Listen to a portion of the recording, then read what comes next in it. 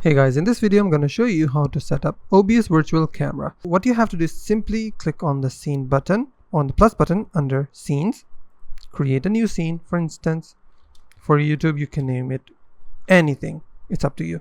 So once a scene has been created, what I will do, I will see the sources tab. It's empty right now.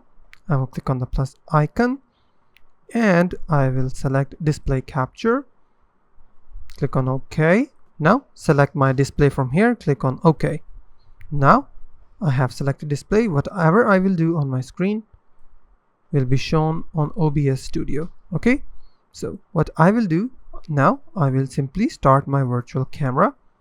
Now my virtual camera is now running. What I will do to demonstrate if it's working or not, I will drop down OBS. I will simply open Discord application. Now I will open a random server and join voice.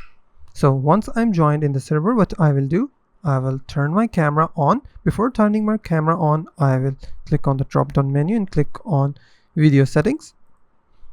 Now from here I will select the camera from the drop down menu and make sure you have to select OBS Virtual Camera. Select OBS Virtual Camera, press exit.